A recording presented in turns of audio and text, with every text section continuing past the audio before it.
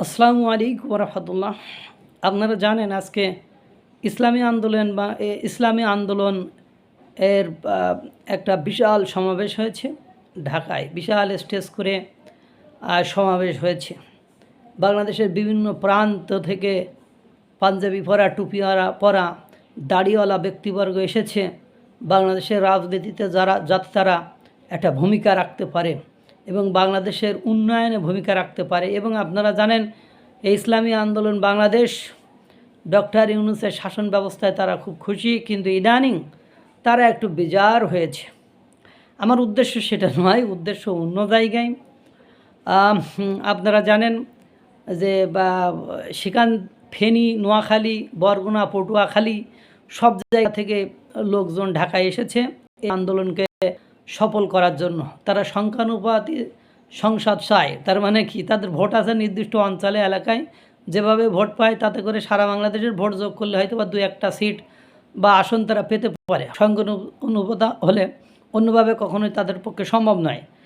এখন আমার উদ্দেশ্য সেটা নয়। উদ্দেশ্য যেটা, ডেইলি ইত্তেফাক পত্রিকার ইউটিউবে একটা চ্যানেল আছে, ওই চ্যানেলে একটু আগে একটা দাড়িওয়ালা, টুপি পরা, পাঞ্জাবি পরা বৃদ্ধ চাচার এক সাক্ষাৎকার প্রকাশিত হয়েছে, ডেইলি ইত্তেফাক। আপনারা ইচ্ছা করলে ইউটিউব চ্যানেলটি দেখে নিতে পারেন। সেখানে চাচা মিয়ার প্রশ্ন করা হচ্ছে, আপনি কাকে ভালোবাসেন?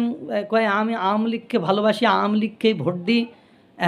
কয়েকে আওয়ামী লীগ তো নিষিদ্ধ, নিষিদ্ধ হলে কী হয়েছে, আওয়ামী লীগ আবার ফিরে আসবে।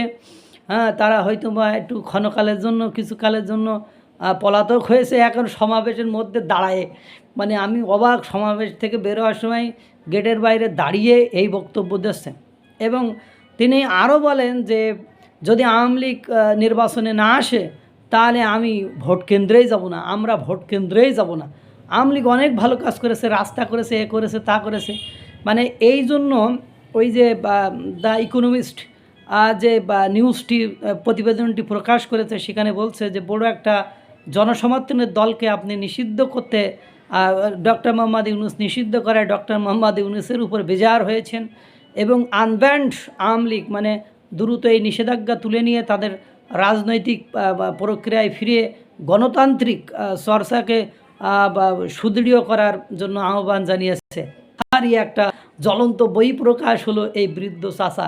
কয় আপনি তো এসেছেন ইসলামী আন্দোলন, কয় কি আমি এমনি এসেছি একটু দেখার জন্যে যে কি বলে। কোথা থেকে আসছে? কয় ফেনী থেকে আসছে। বুঝছেন কিছু?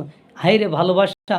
আওয়ামী লীগের প্রতি এই ধরনের ভালোবাসা প্রাপ্ত পুষ্ট লোকের কোনো অভাব নেই। নিষ্পাপ নিষ্কলঙ্ক বৃদ্ধ চাচা যদি বলেন ঘুষ কি, দুর্নীতি কি, বলতে পারবে না, কিন্তু সে আওয়ামী লীগকে ভালোবাসে। আল্লাহ তাআলা সকলকে ভালো রাখুক, সুস্থ রাখুক। আসসালামু আলাইকুম রহমতুল্লাহ।